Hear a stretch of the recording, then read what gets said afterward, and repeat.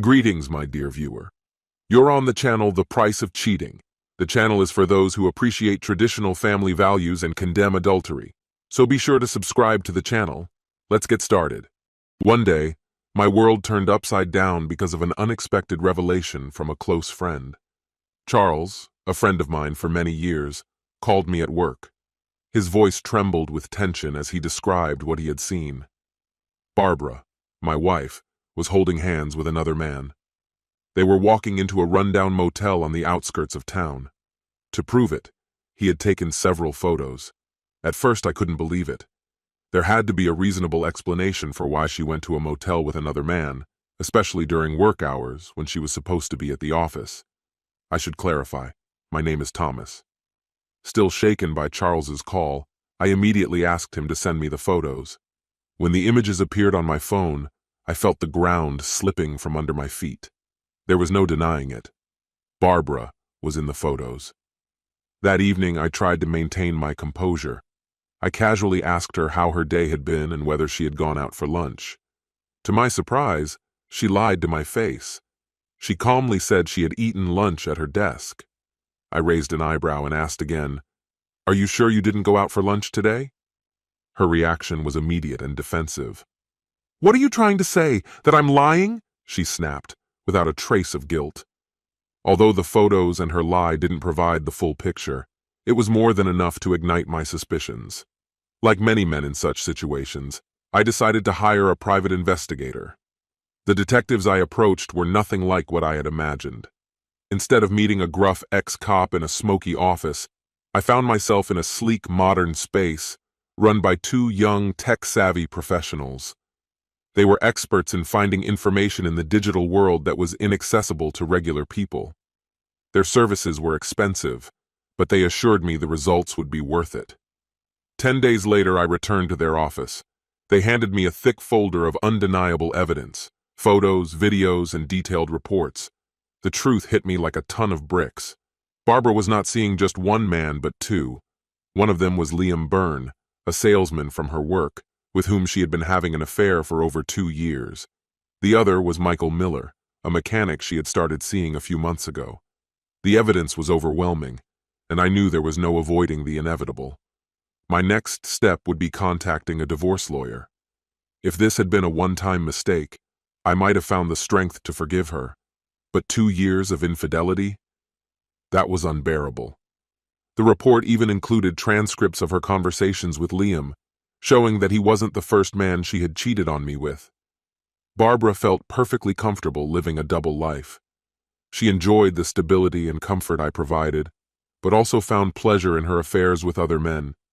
While she had her own job, it was my business that gave us the comfortable lifestyle and paid for our children's college education. Meeting with the divorce lawyer was a sobering experience. I quickly realized that the legal system doesn't care about infidelity. Despite Barbara's actions, I would likely lose half of everything I had, and I might even have to sell my business to give her what she was entitled to. On top of that, I would probably have to pay monthly alimony, essentially financing her life while she continued her affairs. The only comfort was that our children were already grown and no longer lived with us. But the house? She would most likely get that too. I left the lawyer's office feeling more devastated and angry than ever before. The final blow came during a meeting with Margaret, my company's accountant. She came with great news. The business was thriving, and 3 new clients were about to raise its value to over $20 million. But as she enthusiastically explained the numbers, she stopped, noticing my indifference. "Thomas, I'm telling you that your hard work is finally paying off, and you look like you want to punch a wall," she said, confused. I took a deep breath and told her everything, about Barbara's infidelity, the grim outlook from the lawyer, and the possibility of losing everything, including the company.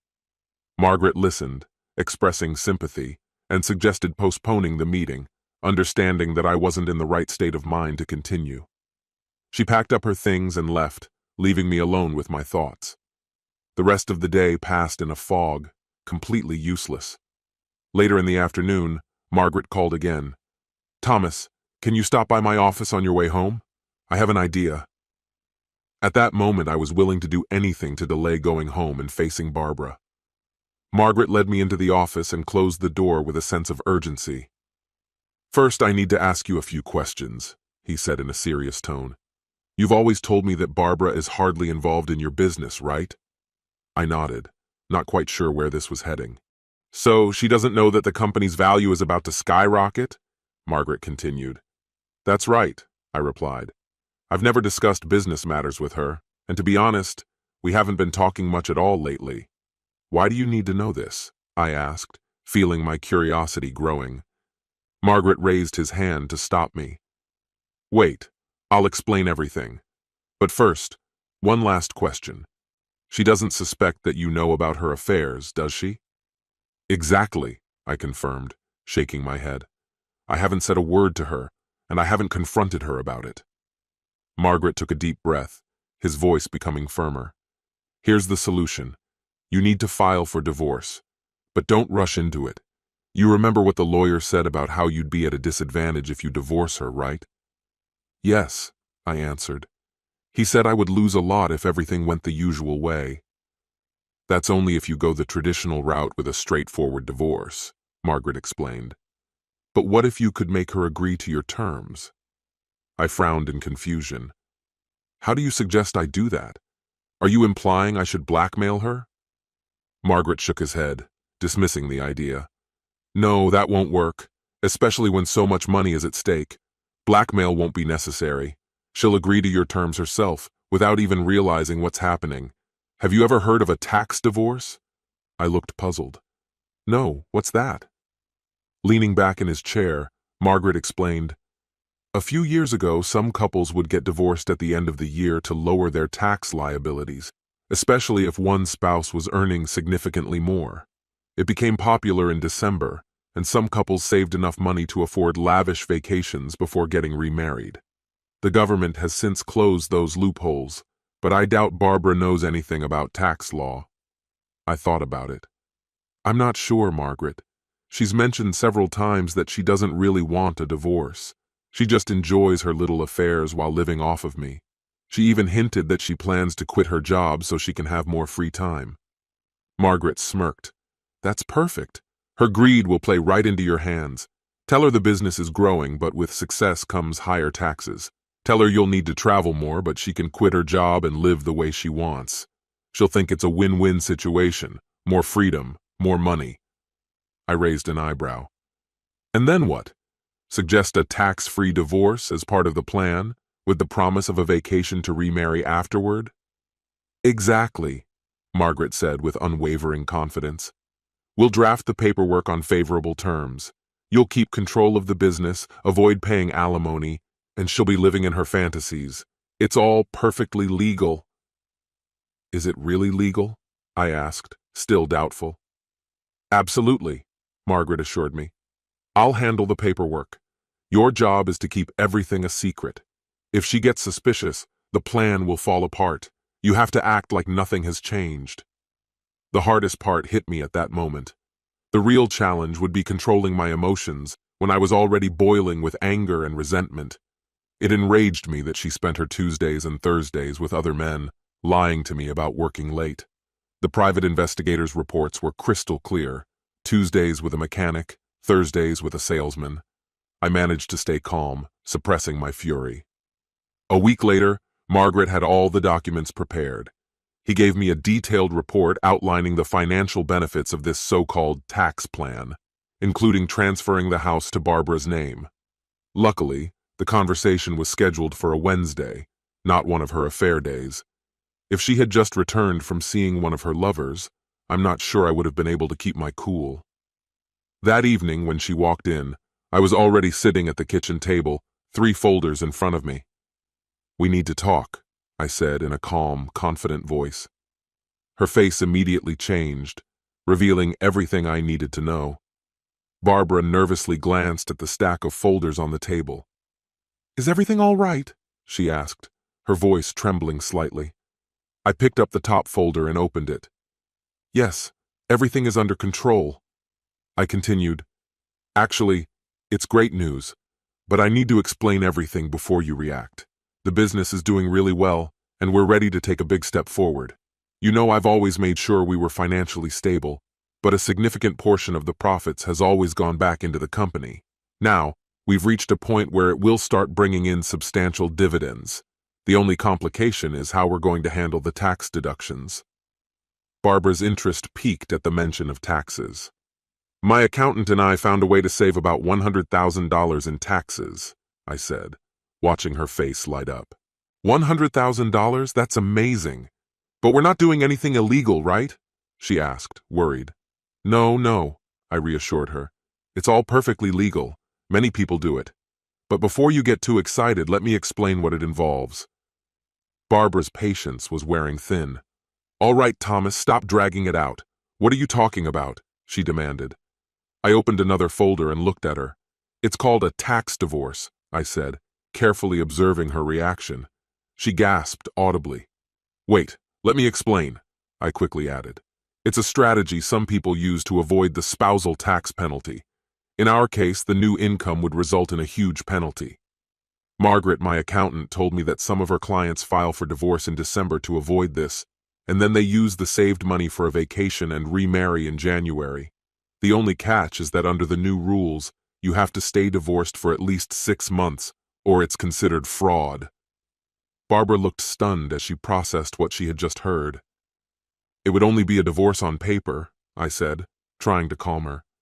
Margaret mentioned that if we really want to maximize the benefit, we should stay divorced for a full year to get an even larger tax break in the second year. Of course, I'd have to work a bit more and travel occasionally, but the benefit for the business and for both of us would be significant. You might even be able to quit your job. I could see the thoughts spinning in Barbara's mind as she considered the potential benefits. What else would we need to do? She asked, her curiosity beginning to outweigh her doubts. Well, we would need to officially file for divorce, I explained, pulling out another folder. On paper, we'd split our assets. I would transfer the house into your name and divide the bank accounts. I'd also put the utilities in your name, but don't worry, I'll pay all the bills. In our day-to-day life, not much would change, but we'd be able to save a lot more money. She started to speak, but I quickly raised my hand to stop her.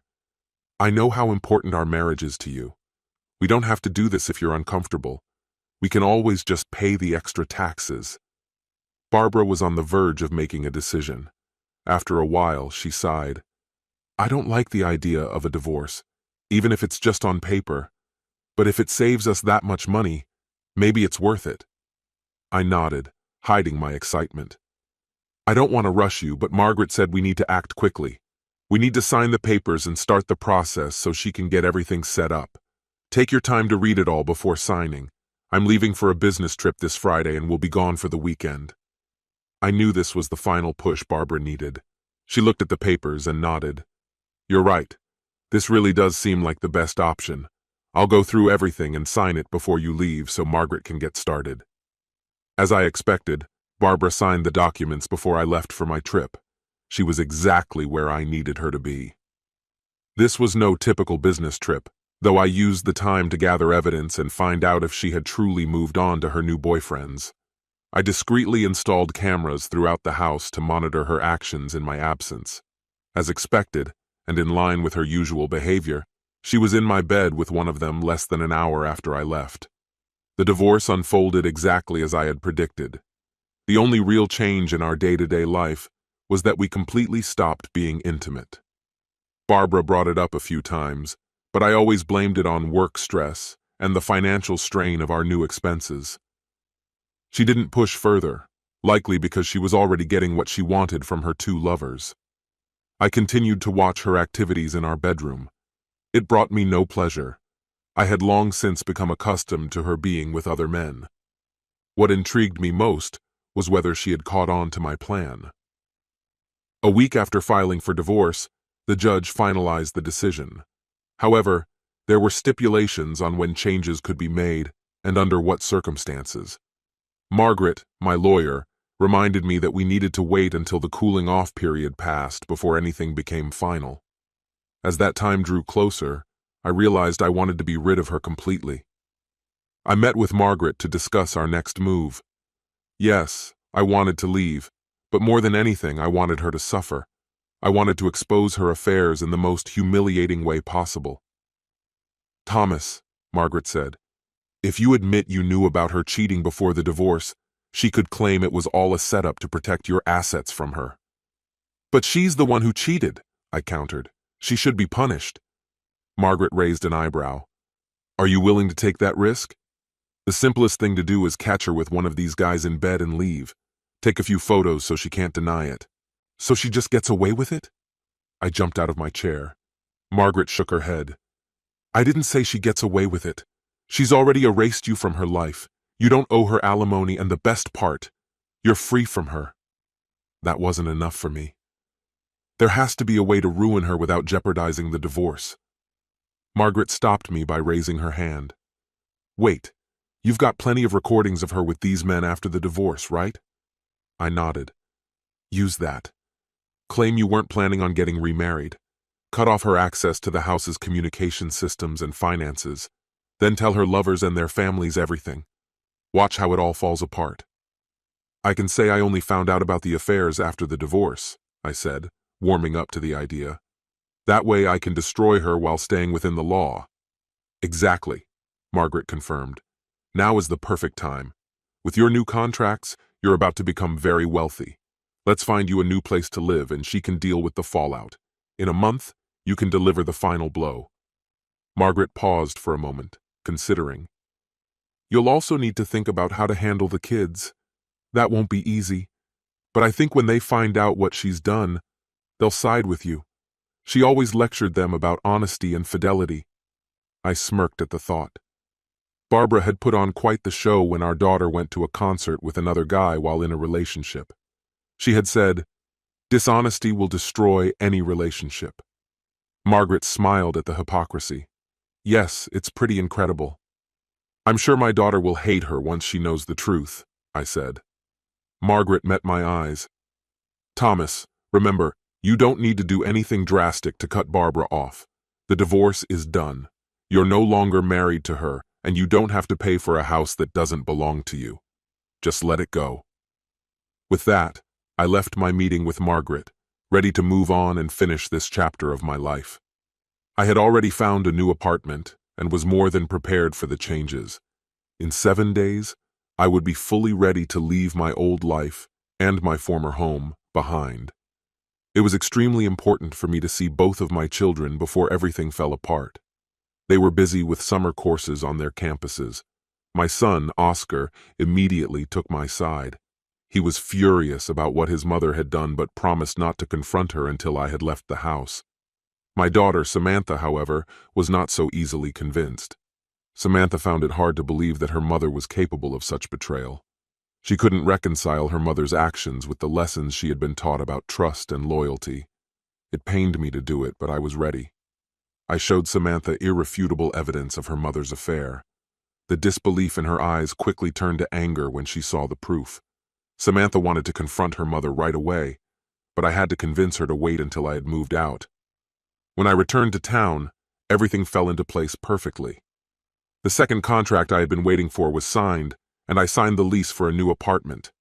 The furniture was scheduled to arrive in 3 days. In 2 days, I would begin executing my plan. The first step was to move out. While Barbara was at work, I quietly left the house. With a rented truck and a few friends, I took only the essentials: tools, clothes, and personal items, no furniture. I also removed the hidden cameras I had installed throughout the house. Barbara had become so accustomed to my absence that she didn't even notice I'd been gone for several days. But the next phase of my plan would definitely get her attention. I anonymously sent emails to the wives of her 2 lovers, attaching videos that exposed their infidelity. I felt a slight pang of guilt, knowing what kind of storm was about to hit those families. But I reminded myself that I didn't start this. I was simply bringing everything to a just conclusion. About 20 minutes after I sent the emails, Barbara left me a voicemail asking me to call her back. She still thought I was out of town. By the evening, her calls became more urgent. Eventually, she realized my things were gone. I continued to ignore her increasingly frantic calls and messages. Both of my children told me she had called them, sounding desperate, asking if they had spoken to me. They covered for me, claiming they hadn't heard from me in a while. They tried to find out from her why she was so desperate to reach me, but she refused to explain what was causing her sudden anxiety. She didn't even explain what had triggered her unexpected distress. I let her stew in confusion for 3 more days without saying a word. By Thursday, I knew she'd be home alone, the perfect moment to talk to her after I'd struck her lovers. "Thomas, why are you knocking on your own house's door? Where have you been?" she asked in surprise as I stood at the door. "This is no longer my house, Barbara. After the divorce, it's entirely yours. May I come in?" I replied, trying to keep my voice steady. "Of course, come in. But what are you talking about? We need to decide when we're getting remarried. I'm tired of this whole fake divorce story," she said, trying to regain control of the situation. "That's exactly what I wanted to discuss. The divorce isn't fake. It's as real as it gets, and you took full advantage of it," I said, watching as worry flashed in her eyes, though she tried to maintain an air of confidence. "What do you mean? I told you I was done with the games and ready to renew our vows," she retorted sharply. I couldn't hold back my laughter. "Oh, come on, stop pretending," I said. She stared at me. "Where are your things?" she asked irritably. "You noticed? I moved out," I replied casually. "I couldn't sleep in the same bed where you had your affairs." She sighed heavily. "Let's just end this game, as you said." I fully realized that on Tuesdays and Thursdays, you meet with 2 different men, and this doesn't change even when I'm not around. Legally, we're not married, so I suppose technically you're not cheating. But your actions have led me to a decision. I will not be renewing our vows. You yourself destroyed 25 years of marriage. It's better for both of us to stay divorced, and that's why I left. Barbara's face quickly shifted from shock to rage. "What are you saying? No, that's not how it's going to be. We're still married, and the divorce was just a formality for taxes." She threatened legal action, insisting, "We're married, damn it! You can't just walk away." I stood my ground. "Actually, I can. It's completely legal. You signed the papers in front of the judge." She tried to argue. "One could claim you were deceived, but that's fraud, and I won't support you if you go down that path. It's a serious crime." Her anger intensified. "This is absurd. I know what you're up to. You found out about Liam and orchestrated this fake divorce to cut me out of your business." I shook my head in confusion. "Wait, what? Are you seriously telling me you were having an affair with Liam while we were still married?" She didn't deny it. Instead, she countered, "Who are you to talk? You told their wives behind my back, didn't you? You destroyed 2 families with your sneaky letters. Now both men have been kicked out of their homes and are caught up in nasty divorces thanks to you." I was stunned. "2 men? You've been with 2 this whole time?" Barbara tried to avoid answering. "What difference does it make? The divorce is legal, and you can throw as much money at it as you want, but it won't change anything. Maybe you should focus on explaining this to our children. I'm sure they won't be proud of their mother." Her rage grew. "You told them, didn't you? How could you involve our kids in this?" I remained calm. "Honestly, I should have told them a long time ago why we weren't renewing our vows." She wasn't giving up. "Stop playing games. We're still married, and that's how it's going to stay. Liam and Michael? They're in the past. They mean nothing. I love you. Yes, I made mistakes, but I want to fix them and be the wife you deserve." I sighed, feeling the weight of her words. "I'm glad you finally realized the damage you've done, but I think this lesson is one you'll need for your next husband, not me." Before leaving, I added, "By the way, I haven't told your parents yet. I'll leave that to you, unless you want me to do it myself." Her face turned pale. "My mom, it'll kill her." I nodded. She was already in shock when she found out, and I had to show her some proof, though I spared her the worst details to convince her. Barbara's desperation was obvious as she pleaded, "Please give me one more chance. I'll make it right. I'll be better." But my decision was final. As I walked away, her pleas turned into curses, with tears streaming down her face. She didn't stop there. She fought to annul the divorce, filing multiple lawsuits demanding the terms be changed. I couldn't help but find it absurd as she stood in court, openly admitting to her affairs with 2 men even before we separated. She claimed I manipulated the divorce for tax purposes to cut her out of my business. All the while, our children and her parents sat in the courtroom watching her lose control. As expected, the judge ruled against her, giving her a stern reprimand for her lack of accountability. After the hearing, my parents approached her, outraged by her betrayal. And then, in a moment no one expected, her mother delivered the final blow, a punch right to Barbara's face. Barbara turned to our children, Samantha and Oscar, for support, but they turned away from her, unable to reconcile with what she had become. In the end, neither of them wanted anything more to do with her. This concludes the story. If you like it, then put your powerful like and subscribe to the channel. Greetings, my dear viewer. You're on the channel The Price of Cheating. The channel is for those who appreciate traditional family values and condemn adultery. So be sure to subscribe to the channel. Let's get started. The romantic comedy that my wife Lily and I had just finished watching finally ended, and it felt like an eternity had passed. I had drunk more beer than I probably should have, but when I collapsed next to her, she didn't seem to mind. Still, I couldn't quite figure out what she thought about the film. "I just don't understand, Alexander. How could the husband be so unforgiving, refusing to pardon his wife over such a trivial matter?" she asked, her face full of confusion. "Are you joking?" I snapped, my voice sharper than I intended. "That wasn't some small mistake. She cheated on him, Lily. Any wife who does that deserves consequences. It's completely unacceptable no matter how you look at it. It's cruel and heartless." Lily sighed heavily. "A man who truly loves his wife would be more forgiving. Just because she made a mistake doesn't mean she doesn't care about him. It just means her feelings weren't strong enough. A wife who cheats shows that she doesn't respect her husband and doesn't care about the humiliation she's caused him, even if it's not visible on the surface. He will always feel less important in her eyes." "And what if she didn't mean for it to come across that way?" I countered. "Her intentions don't change anything, Lily.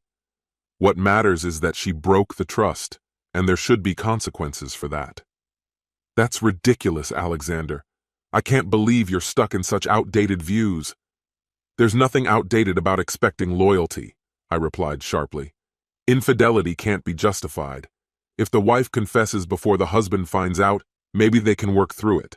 But if he catches her lying and she denies it, she deserves all his anger. Most husbands don't even realize what's happening until it's too late." "We're going in circles," she said, clearly irritated. "I'm going to bed." She got up and left, leaving me alone with my thoughts. Earlier that day, we had spent several hours wandering through supermarkets and sales. I hadn't minded tagging along with her.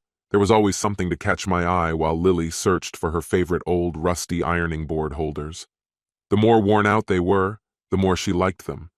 We were both saving every penny, trying to make our dream come true, to buy our first house. Of course, it had to have a big kitchen where she could display her growing collection of holders. We had been married for 10 years, though we had dated even longer. She's short, slightly plump, and I often joked about her perfect hips for childbirth. We had grand plans to start a family as soon as we settled into our new home. All we had left to do was save up enough for the down payment. But now, that conversation wouldn't leave my mind. Lily had oddly defended infidelity during our talk. It was a subject we had never discussed before, and to be honest, it had never crossed my mind. But now the thought was stuck in my head. Most of the guys I work with keep their wives under control. And me? I'd always trusted Lily completely. I never doubted her loyalty. I had never cheated on her, and I couldn't imagine that she would cheat on me. But something about that conversation left me uneasy. It wouldn't hurt to dig a little deeper, I thought. Not that I really expected to find anything, but curiosity got the better of me. My job kept me busy from 5 a.m. to 5 p.m., and Lily worked from 7 a.m. to 4 p.m., leaving me with little time alone in the mornings. The next day, I finished early, around 10 a.m., and decided to stop by home. I didn't even know what I was looking for, but it felt like I was about to start some kind of secret investigation, like I was searching for hidden treasure. As soon as I entered the apartment, I was hit by an overwhelming, unfamiliar smell. It was air freshener, and there was too much of it. The entire place reeked of it. I walked through the rooms, breathing in, trying to figure out what had happened. Eventually, I made it to the living room and noticed the fireplace. The hearth was spotless, as if it had just been cleaned, and the bricks were still slightly damp with soot. If Lily had burned something to hide evidence, she probably would have taken everything else with her to work. But maybe she wasn't as careful as I thought. I rummaged through the garbage in the garage and found something, a plastic seal from our trash can. I emptied its contents onto the kitchen table, spreading out old newspapers. It was time to see what secrets might be hiding in plain sight, waiting to be uncovered. The burnt remnants were mostly soot and ash, though among them remained a few charred scraps of paper and scorched photographs. I wish I could say I found something meaningful in the wreckage, but I didn't.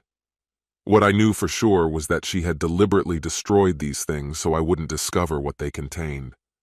The only conclusion I could draw was that she had something she wanted to hide. And after our conversation the previous evening, a growing sense of unease began to take root inside me.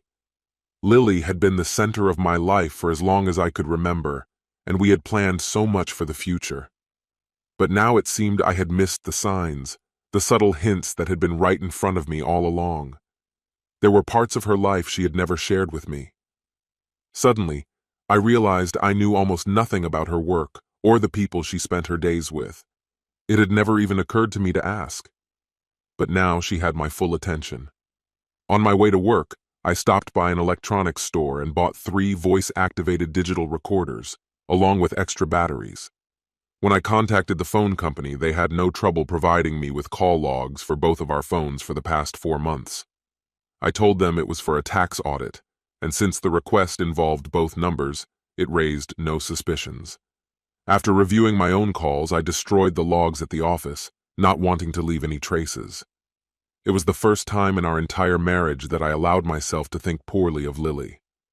The thought left a bitter taste, but I couldn't shake it. That day, I came home a few hours earlier than she did, which gave me plenty of time to carefully hide the recorders.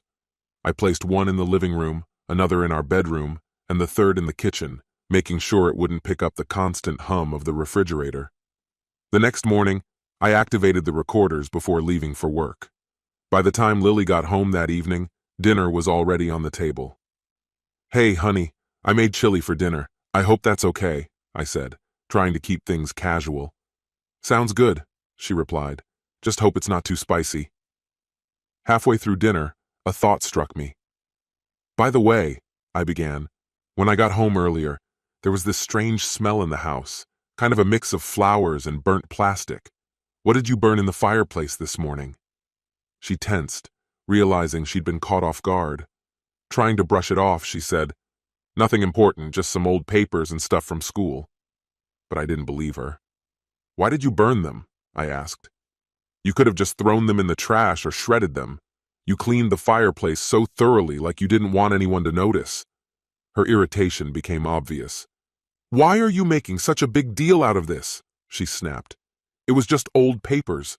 Why are you being so paranoid?" I looked at her, keeping my voice calm.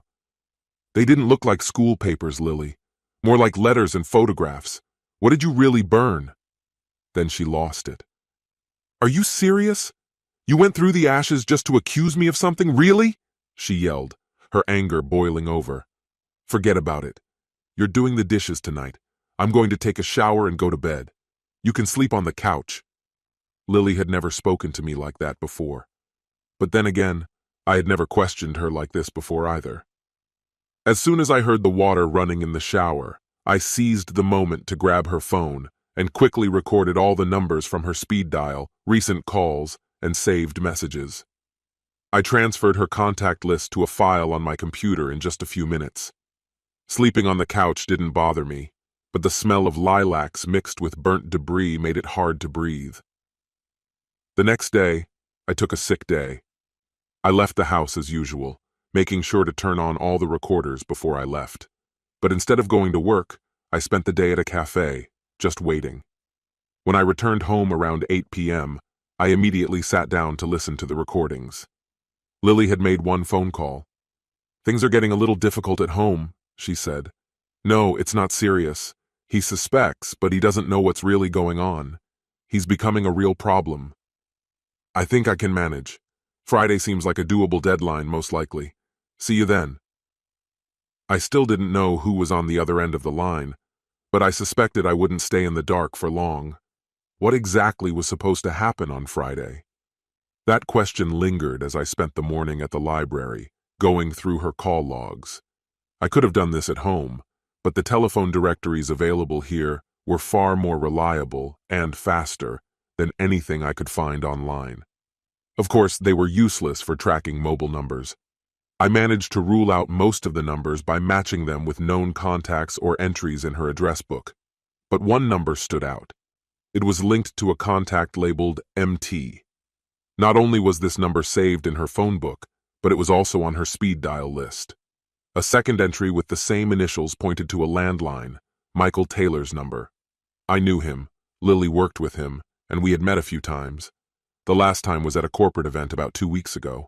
I recalled how Michael and Lily had spent most of that evening together, practically glued to one another. That memory made me uneasy, especially since Michael was there with his wife, a petite brunette who, like me, didn't seem to be enjoying the evening much. I began piecing together a timeline, noting every instance Lily called Michael over the past 4 months, as well as the times he called her. Oddly, there were no text messages from him. This morning, I was almost certain it was his number Lily had dialed. Despite the growing number of calls, I hesitated to jump to conclusions.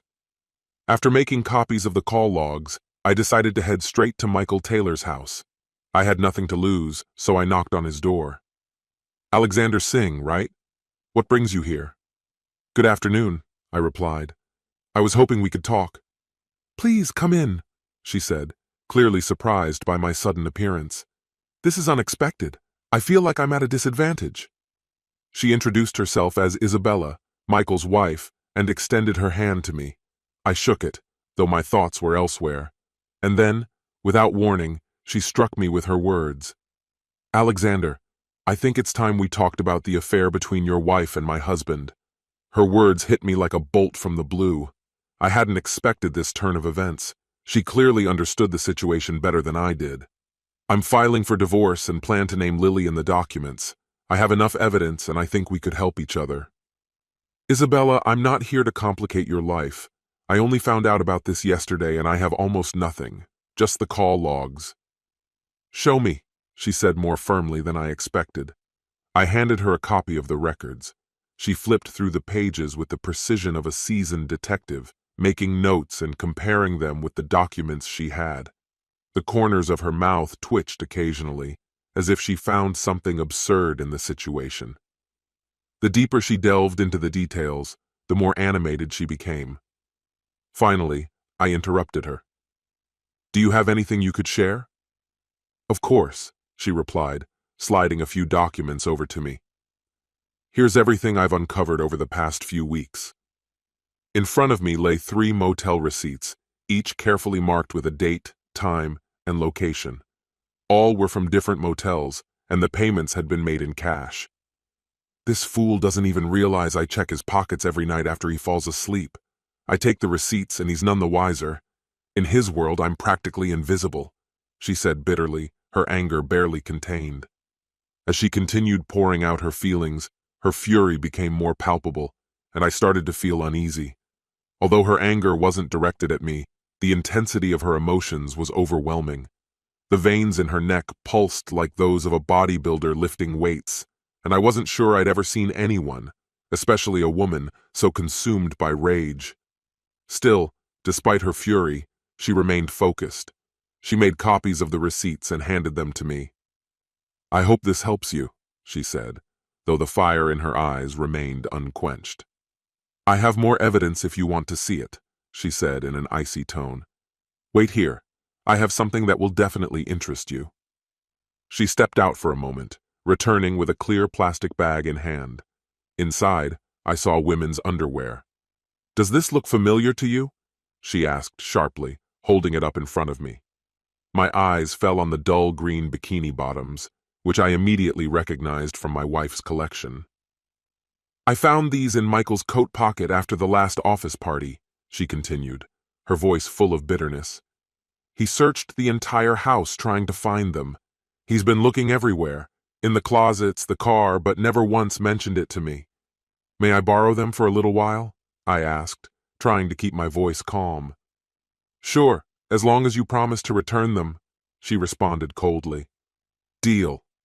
The next hour passed in a whirlwind of anger and accusations from Isabella Taylor. She was relentless, speaking non-stop as if caught in a furious outburst. Several times I tried to escape the conversation, but something kept pulling me back in, making me engage again and again. Finally, when she said she needed to rest, I took the opportunity to leave. As I gathered my things, I heard her mention that Michael hated using contraception and outright refused to use it. Later that evening, when Lily came home, dinner was ready. My stomach had been growling for hours, as I had skipped lunch. But Lily acted as if nothing in the world bothered her, just as calm and composed as ever, as though she was untouchable. And then everything clicked, why I hadn't suspected anything before. After dinner, I cleared the dishes and served her a couple of slices of lime pie, her favorite, along with freshly brewed coffee. The house was completely silent. Lily, can I ask you a question without you getting upset? I asked cautiously, breaking the silence.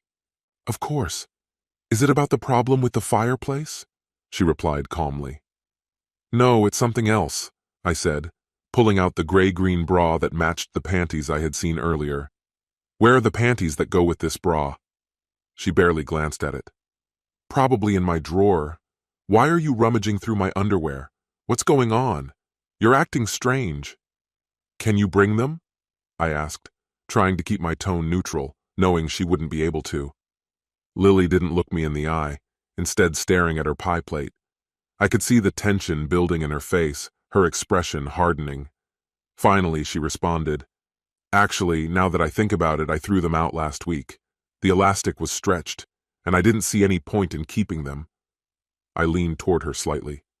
But Lily, you just bought them a few weeks ago. How could they wear out so quickly? Her face grew even harder. Her lips quivered, and her fists clenched in frustration. It reminded me of the same tense moment I had just experienced with Isabella. All right, genius, she snapped, her anger boiling over. What do you think happened to my underwear?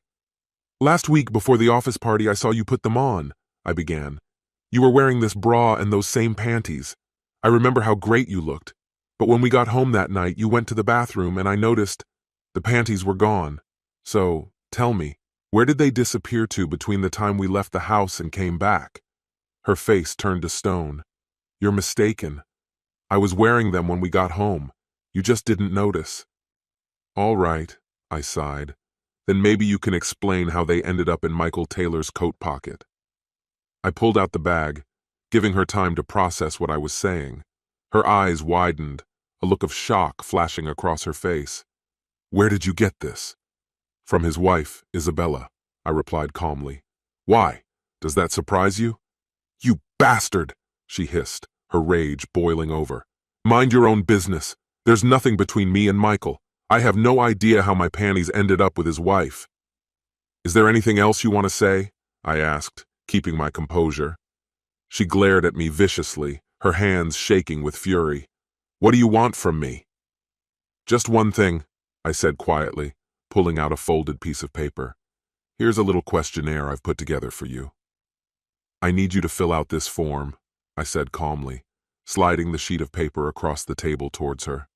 I just need the dates and locations where you met other men behind my back. My voice remained steady, though it barely masked the storm of fury brewing inside me. Let's start with this. Lily sat in silence, her gaze fixed on the paper in front of her. I picked up a pen and wrote down the name of the motel and the date of her last meeting with Michael. Below that, I added his name and wrote the motel name again, leaving no room for misunderstanding. Then I noted the date. Here, I said, handing her the pen. Finish the rest, Lily. Once you're done, we'll continue this conversation. She remained motionless, her eyes still locked on the paper, unable to move or speak. She knew I had every reason to confront her.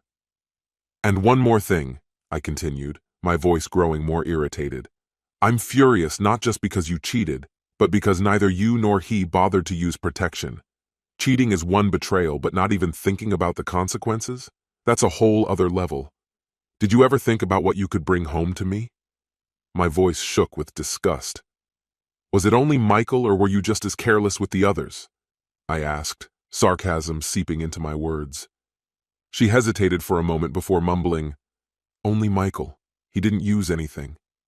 The weight of her words hung in the air between us. Her admission hit harder than I expected.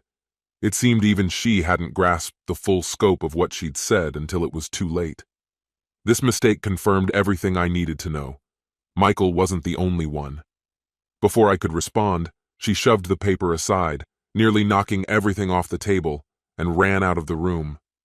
The soft click of the bedroom door closing was accompanied by the muffled sound of her sobs. That night, I didn't go back home. I found the nearest motel, rented a room, and told work I'd be taking a few days of sick leave. Keeping my word, I returned Isabella's lingerie. She was unusually silent this time, her face tense and uneasy. I didn't ask questions, just left, sensing her discomfort. I checked into a small, run-down motel that rented rooms by the week, complete with a basic kitchenette. As I drove past our house, I noticed Lily's car was gone and went inside to grab whatever I could carry.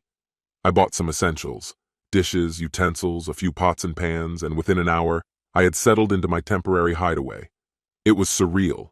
Just a week ago, nothing like this seemed remotely possible. As I walked back to my car, I noticed Michael Taylor a few parking spots away.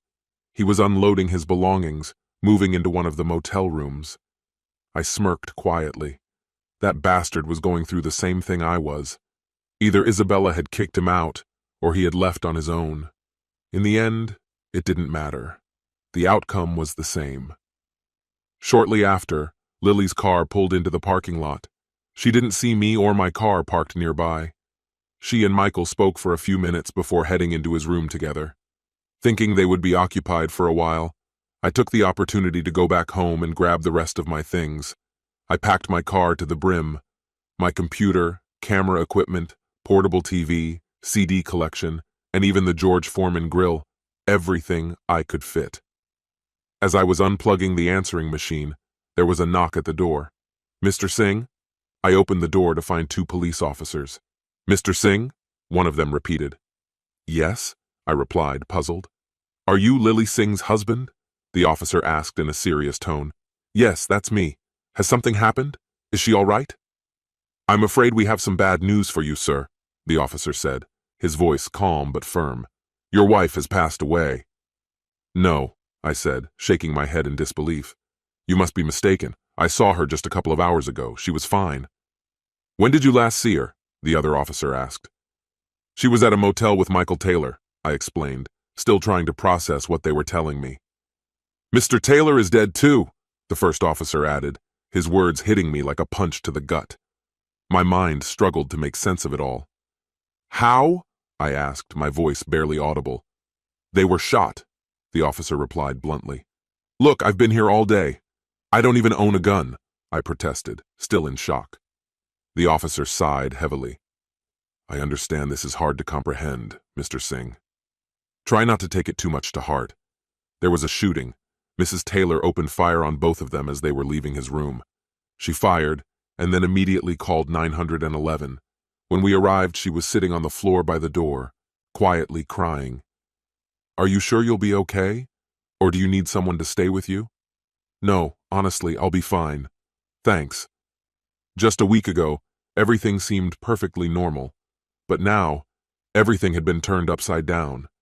I wanted revenge on the cheaters, but now there was no one left to take revenge on. I had become a widower. Lily paid a harsh price for her actions. All I could do was move forward and pursue my dreams, but with another woman. I hope she won't be like Lily. This concludes the story. If you like it, then put your powerful like and subscribe to the channel. Greetings, my dear viewer. You're on the channel The Price of Cheating. The channel is for those who appreciate traditional family values and condemn adultery. So be sure to subscribe to the channel. Let's get started. I must return home late Friday evening around 7 o'clock. Charles Byrne and I were on a business trip to present our company's products to potential major clients. At first glance, Everything seemed to be going well, at least from our perspective. However, we were expecting definitive results in a few weeks. At 9 in the morning on Friday, we received word that the scheduled meeting was postponed. There was no point in staying, so we headed back. There were a few things waiting for me at home, things Samantha had been constantly reminding me about. The thought of coming home earlier than expected brought relief. I would have time to finally get everything done. Charles dropped me off at home around 3 in the afternoon, and without wasting time I changed into work clothes and grabbed my tools. A few years ago, we had expanded the house by adding an extra bedroom and bathroom. This expansion gave our 2 children their own rooms, although they weren't home at the time. When they were little, managing everything in a confined space was difficult. To save money, we built the addition on an elevated platform rather than a full foundation. In the bathroom closet, I installed a hatch to access the crawl space beneath the house. There was also a removable panel in the backyard, through which you could enter or exit if necessary. To open the hatch, you had to slightly close the closet doors so they wouldn't obstruct its movement. After gathering my tools, I headed into the crawl space under the bedroom. It was about 1 meter high, but it was still cramped and uncomfortable to move around. I crawled toward the pipes beneath the main bathroom, checking the traps I had set. The rat poison I'd laid out remained almost untouched and was still effective. A year ago, we had a problem with red squirrels. I never told Samantha about it, but I bought a shotgun and spent the whole weekend downstairs, imagining myself as a sheriff in the Wild West, hunting down those pesky squirrels. Samantha had gone to her sister's, so the house was entirely mine. I must have fired at least 12 shots at those critters. When the weekend ended, I got tired of it and sealed up the hole they were entering through, leaving the poison there just in case. Now I was under the tub, trying to remove a rusted drain that was slowing the water flow so much that the tub nearly overflowed every time we showered. No pipe cleaners had worked, so I decided either to clean or replace the pipe. But first, I had to loosen the old connections. I was almost done when I suddenly heard footsteps upstairs, breaking the silence. It was too early for Samantha to be home, and no one else should have been in our bedroom. As I fumbled with the pipe, I suddenly heard the sound of running water, and a small flood rushed down from above. I quickly headed for the hatch to warn Samantha that she couldn't use the water. As I approached the closet, I heard a man's voice, and alarm shot through me. My stomach clenched. Cautiously, I lifted myself up from the hatch to peek into the closet. The doors were slightly ajar, keeping me hidden. Through the narrow crack, I saw Samantha calmly undressing. But my heart raced not because of her relaxed demeanor. Robert Murphy was standing at the foot of our bed. Realizing that I was about to witness something I would never be able to forget, my pulse quickened. If I didn't act right now, I would witness my supposedly faithful wife betraying me right before my eyes. "I love being with you, Samantha," Robert said with a smile, taking off his shirt and unbuttoning his pants. Frozen in shock, I realized I was already too late. Samantha, now completely naked, climbed onto the bed, laughing cheerfully. "We have about an hour before I need to clean up and get ready for Michael to come home," she said in a light-hearted tone. "An hour is enough for a few rounds," Robert replied with a smirk. I had always considered myself a reasonable person, but at that moment, rage boiled inside me. My face burned and my knees buckled, that overwhelming sensation when you're pushed to your absolute limit. "Looks like you've thought this through, Robert," Samantha grinned, completely at ease in her betrayal. "When I get everything sorted out, you can do whatever you want with me. You know very well how much I like what you do. Just make sure it stays unnoticed. If he ever finds out, he'll go crazy. I don't want to hurt him." "You're such a fool," Robert smirked. "Do you really believe that? Or are you just trying to convince me? If you truly cared about him, you wouldn't be lying here with me completely naked. You don't care about Michael just like I don't." "That's not true, Robert," Samantha objected. "He's a wonderful husband, a loving father, and provides us with everything we need. I just want a little more excitement in life. I don't want to lose him. I love him." "Well, I'm not complaining," Robert shrugged. "But you sure have a strange way of showing your love." Samantha laughed. "Oh, Robert, that was good. I love Michael." She hesitated and then quietly added, "But I love you too. I want both of you." A cold, anxious calm washed over me, the kind someone probably feels before something unimaginably terrible. "Let's get on with it already," Samantha whispered, breathless with excitement. While Robert indulged in his passion with her, I quietly slipped down to the basement and went through the hidden exit. Walking around the house, I noticed Robert's SUV parked in the driveway. Samantha must have come with him since her car wasn't there. Grabbing a hammer and a cordless drill, I crouched by the rear wheel and drilled into it. The air hissed out and the tire deflated with a soft pop. One by one, I punctured all 4 tires, even making sure to destroy the spare. Then, I took the hammer and smashed the headlights and windows.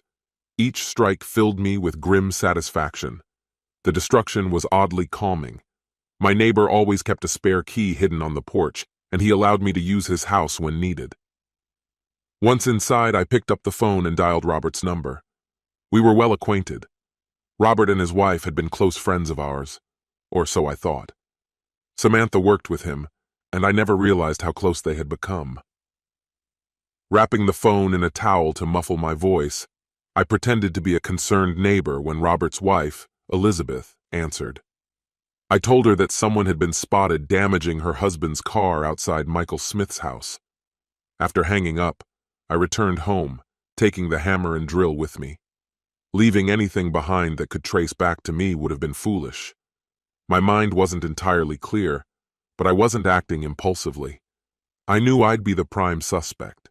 Faithful husbands always are. I sneaked back into the basement and retrieved the shotgun I had stored on a shelf, sealed in a plastic bag to keep it in perfect condition. The phone kept ringing insistently, but Samantha was too preoccupied to notice. The voicemail kicked in, but I couldn't make out the message. It was probably Elizabeth already on her way.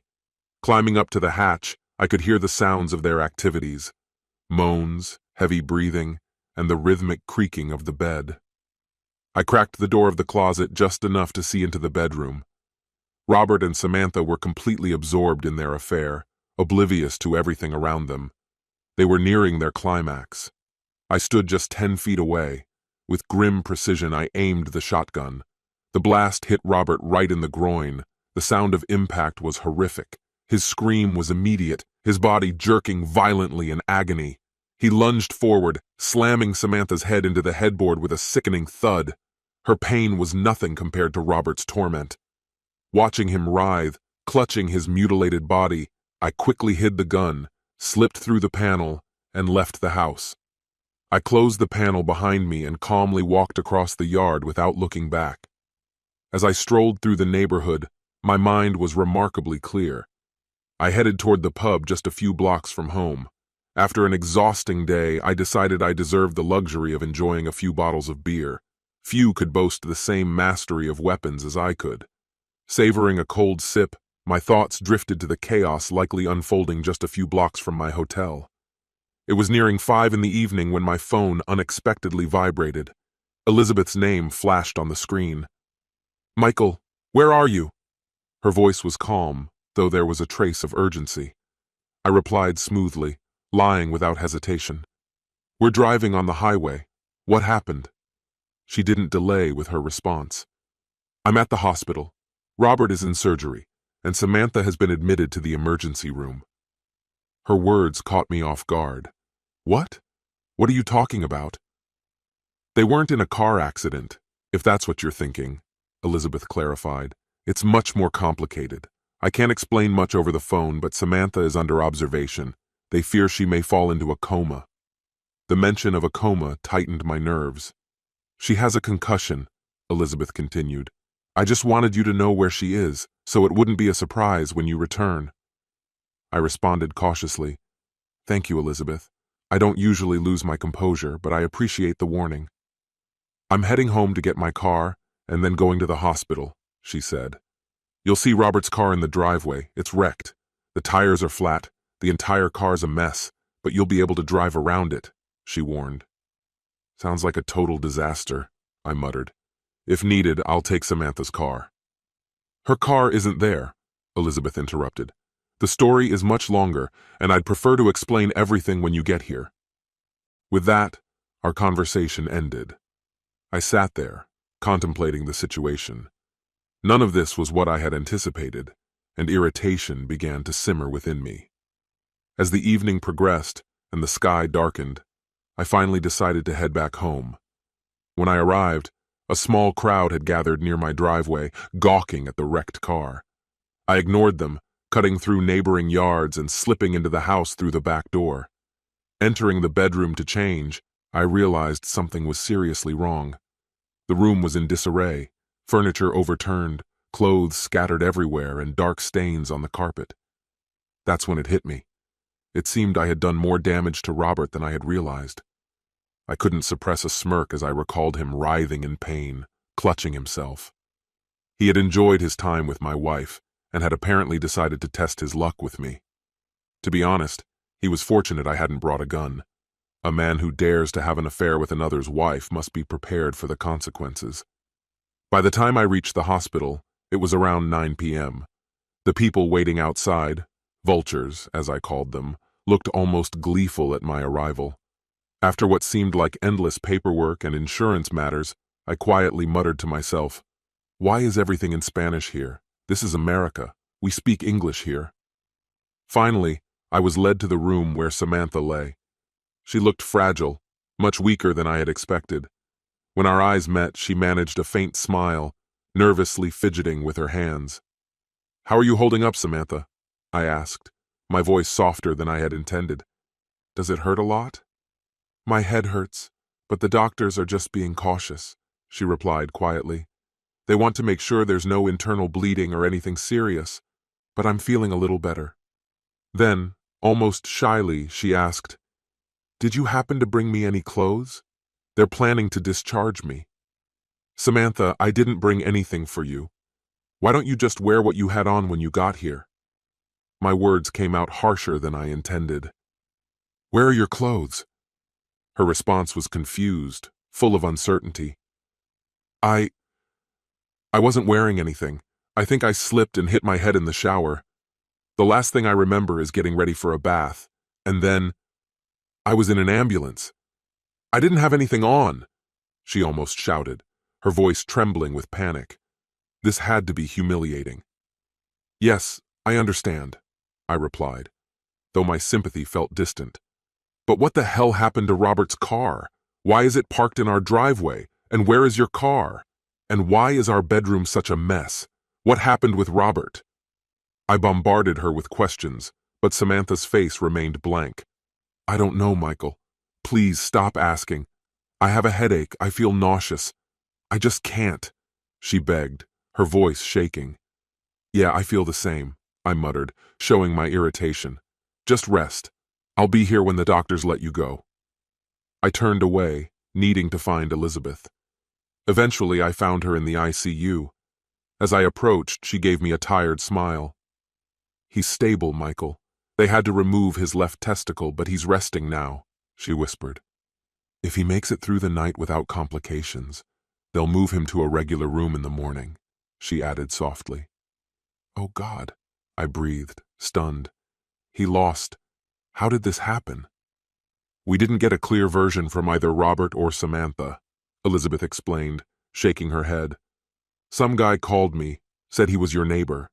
He mentioned that someone had wrecked Robert's car in your yard. I tried calling Samantha, but she didn't answer, so I left a message and drove over. When I arrived, Robert was still in the car, completely out of it. Some random guy had stopped to help." Elizabeth paused for a moment, collecting her thoughts. "This man said that Robert was completely naked, running around the car and shouting. Then Robert jumped back into the car, insisting he was driving to the hospital. The guy took his keys, afraid that Robert was either on something or something else, especially with a flat tire. He didn't want Robert driving in that state." "And then what?" I asked, feeling the weight of the situation intensify. "I think Robert got hurt on the broken glass in the car. There were shards everywhere. He was bleeding from his back and—" "Well, from there," Elizabeth continued, her voice steady despite the horrifying details. "We called an ambulance, and just then, that man cursed. I looked up and saw Samantha stumbling down the driveway, completely naked. "What happened next?" I asked, my shock growing. "She was incoherent," Elizabeth admitted. "She was holding her head, groaning. When I got her to sit down, I saw a huge bump on her forehead. I've been with Robert ever since. Did you talk to her?" "Yes. She says her memory is foggy," I explained, still trying to piece together the whole story. We grabbed coffee and continued discussing the bizarre situation. Elizabeth mentioned that Robert remembered eating sushi that day. "He thinks maybe the food was bad or someone spiked their drinks," she said, though her voice sounded doubtful. "I've had bad food before too, but I've never lost my memory or, well, a body part because of it," I said, shaking my head. "Does he really believe the sushi caused the accident and Samantha's injury?" Elizabeth gave a weak smile. "I know it sounds ridiculous, but I can't think of anything more logical. Their behavior is so strange. Maybe Robert really crashed the car while in some sort of trance." "Maybe," I muttered, though nothing about this situation seemed normal. I felt the weight of something much larger looming over me, realizing that I had been drawn into a situation far more serious than I had anticipated. If Robert took all the blame, I could avoid any legal consequences. I kept up the act of being angry, knowing I wouldn't regret it, especially if it allowed me to get away clean. "Make sure you tell the police if they ask," I warned him. "There's probably no law against wrecking your own car." We spent about an hour trying to figure everything out. Then, a little after 11 p.m., I got a call saying Samantha needed to stay overnight at the hospital for observation. After saying goodbye to Elizabeth, I left, feeling a pang of sympathy for her. She didn't deserve to be dragged into this mess, though on the other hand, neither did I. But to be honest, maybe I did deserve it. After all, I had shot Robert in the left testicle. Sleep wouldn't come, so I finished fixing the drain, cleaned up my tools, then threw the drill, the shotgun, and the hammer into the river, like some petty criminal. The police hadn't come after me yet, but I acted as if they had, just to cover my tracks. Once done, I tidied up the bedroom and changed the sheets. I also prepared the guest room and stayed there for the night. I was still sound asleep when the phone rang at 8 a.m. It was Samantha. "Michael, they're discharging me," she said. "Can you come pick me up and bring some clothes?" I picked her up, helped her to the bedroom since she was moving slowly, put her in pajamas, and laid her in bed. She slept most of the day. Around noon, Elizabeth called to say Robert was going to be fine. He'd be discharged in a few days. I sat with that information for a while, realizing that I didn't care whether he recovered or not. He was still the same scumbag he'd always been. After ending the call, I went to check on Samantha. "How's Robert? What happened to him?" she asked. "No one's really sure," I replied. "He'll recover, but there's something important he's missing now." I watched her reaction closely. She simply closed her eyes, let a few tears fall, and drifted back to sleep. Later in the evening, I made her some soup and helped her eat. Her complexion had improved, and she was talking a bit more. But none of that changed anything. She still didn't say anything significant. No mentions of how she and Robert had ruined everything. No confession about the affair. "Are you going to bed soon, Michael?" she asked softly, with a barely noticeable smile. "I miss you," she added. Her words lingered in the air, but I couldn't erase the image of her with him. I still heard her telling Robert he could do whatever he wanted with her. At that moment, I realized I might never share a bed with her again. "No," I replied. "I'm going to watch some TV." "Rest up. You'll feel better in the morning," I said, turning off the light and heading to the guest room. I fell asleep quickly. The next morning, sunlight filled the windows, and when I woke up, I saw Samantha standing by the bed looking slightly better. "Why did you sleep here, Michael?" she asked. "I wanted you with me." "I think I'll stay here a few more nights," I said. "You need to focus on regaining your strength and your memory. I don't want to be a burden." She looked at me, sadness in her eyes, before quietly leaving the room. I didn't have the strength to meet her gaze or say anything more. It seemed she sensed that. In the end, the police concluded that Robert had lost control and trashed his own car. He didn't even try to deny it. I had a feeling he knew that if he started denying it, the truth would come out, and the affair with Samantha would become public knowledge. It was easier for him to let everyone think he had a nervous breakdown or was poisoned by something. Samantha showed no interest in his condition during his recovery, so the day after he was discharged from the hospital, I went to check on him. Elizabeth came with me. "Robert," I called him with a smirk, "you'd better get well soon, or you'll never beat me at golf." He looked at me, his gaze lingering as if he was trying to figure out whether I knew about the mess he had gotten himself into. I looked him in the eyes calmly, not giving anything away. After what felt like an eternity, he finally responded, "Of course, Michael, if you say so." It became clear to me that when a person loses part of themselves, they become more cautious, more careful. He had changed, become quieter, more thoughtful. Samantha didn't return to work until Tuesday. I drove her there because her car was still in the office parking lot. She didn't explain anything about what had happened, and I didn't ask, not after that heated conversation we had the first night in the hospital. I began to wonder if I had jumped to conclusions too quickly, whether I should try to fix things. I had invested so much in our 15-year marriage in her.